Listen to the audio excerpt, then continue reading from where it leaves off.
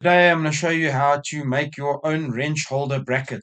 So it will be a bracket that you're going to have made. You can put on your wall and can carry all your wrenches.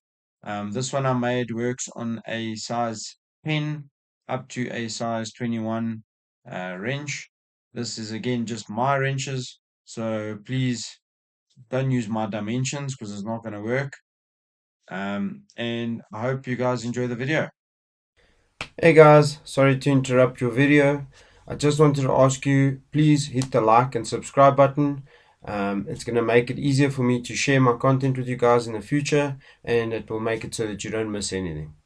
Cool. So the first thing you're going to want to do is actually measure the wrenches that you have that you want to make this little bracket for, and then you're going to need to see what's the biggest one, what's the smallest one, and just lay them out more or less the way you want them to be spaced so that you can measure the height and the width at the top and the width at the bottom so that you can get it right. So um, I'll explain it as we go, but we're going to start with a normal part. So we're going to say wrench holder.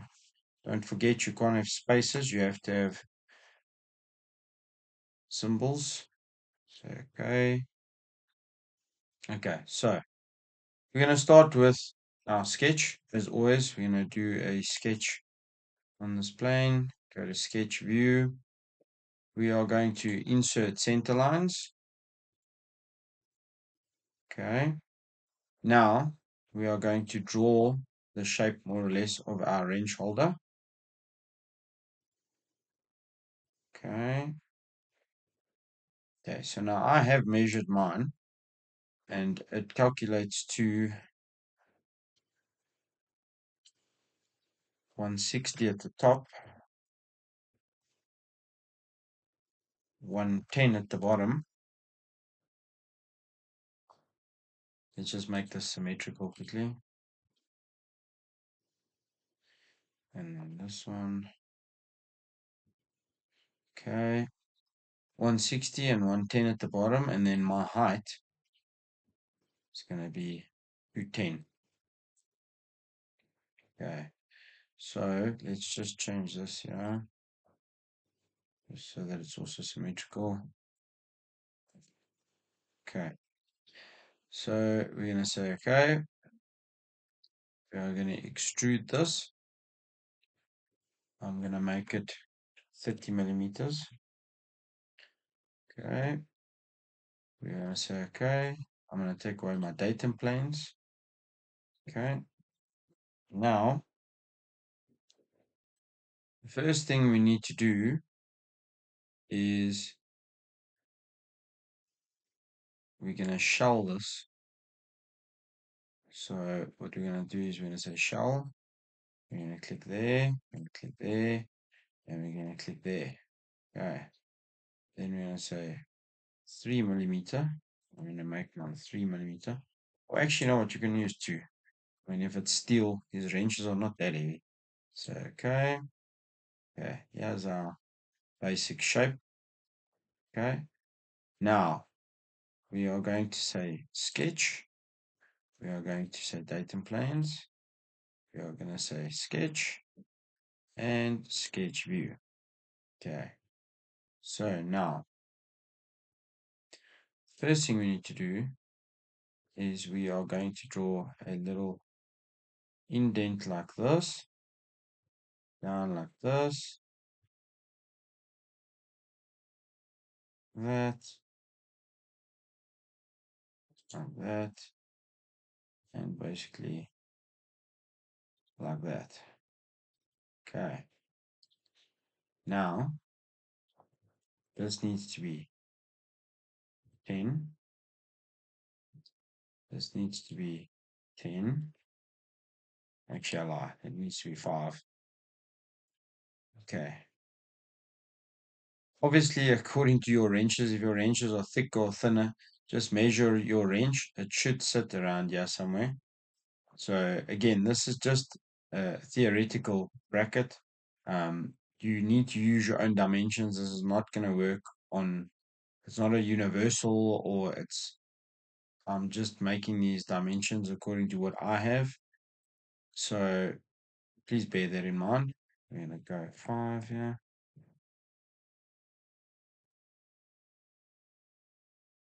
Actually, we can go 10 there. Okay, sketch view. We can change this here to 10 as well. Okay, now I'm going to say okay. We are going to say extrude, symmetrical, remove material, as you can see there. Say okay. Now, the next step, we're going to say sketch. We are going to say pattern.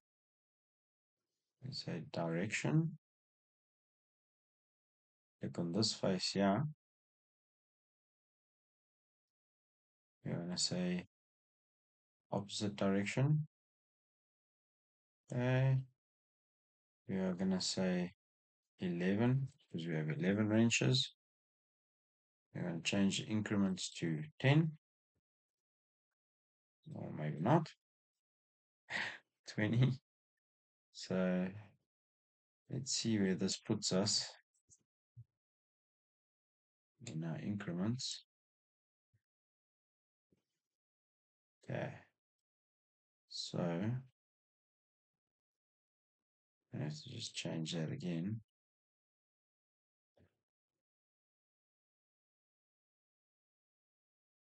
Okay, so let's say extrude pattern. We'll follow the reference of the sketches, and there you go. Okay. Now, what we want to do is we just want to add some rounds here because we don't want to firstly cut ourselves and secondly cut anybody else.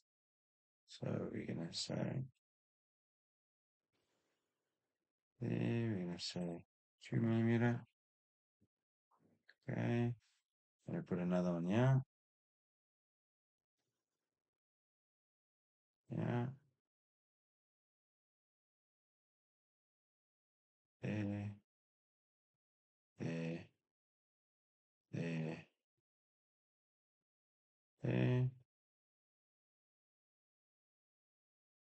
There. There.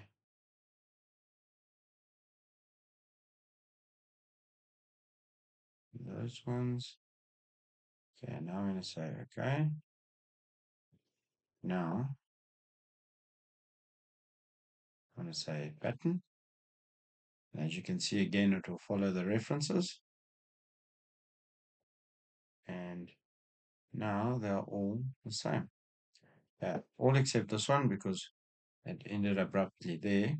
That was on purpose. So we're going to say round. We're going to click round here. We're going to click around there. Again, same like we did on all the others.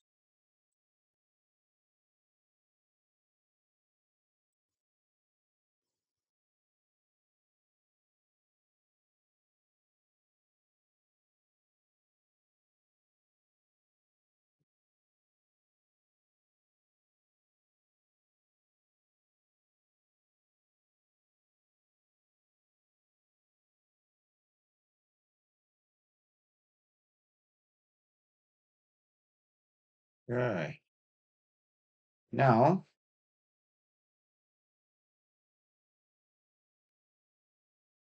we have just suppress these quickly.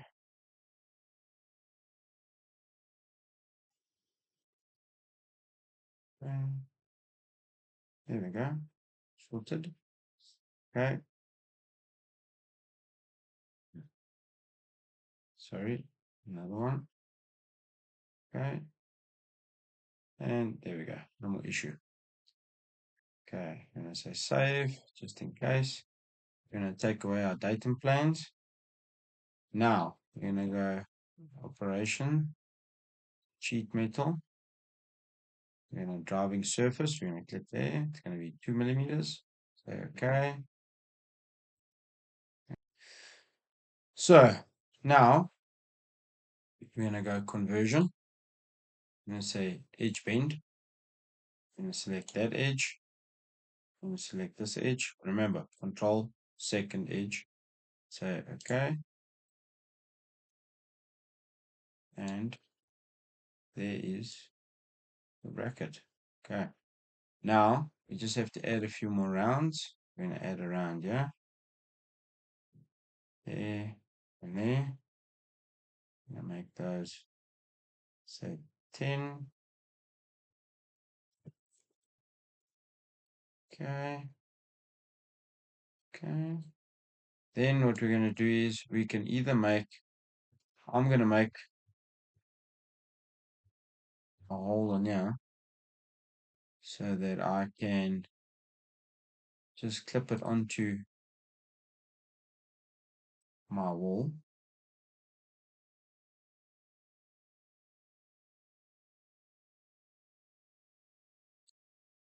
So we're going to make that a 6mm. I'm going to make this a 14mm. And we are going to add these.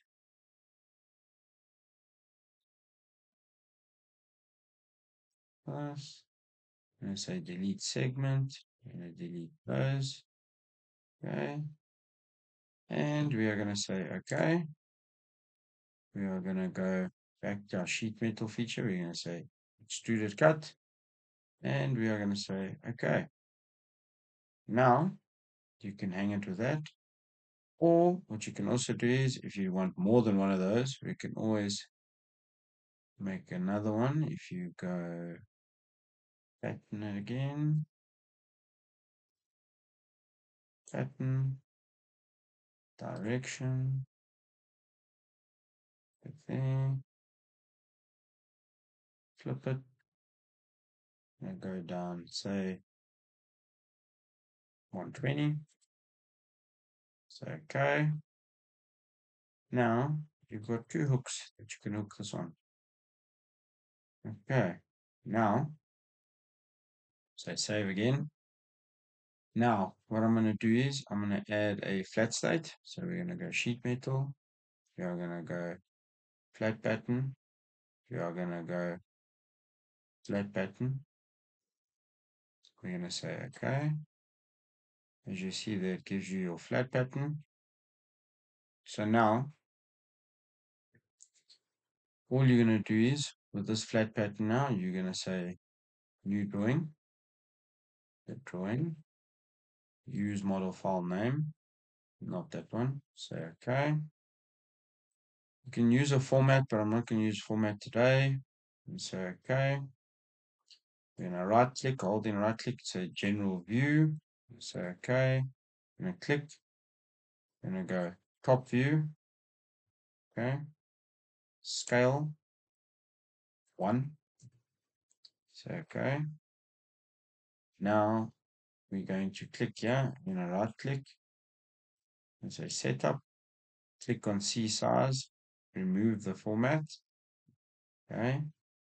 We are going to click on these, control, okay, click on these.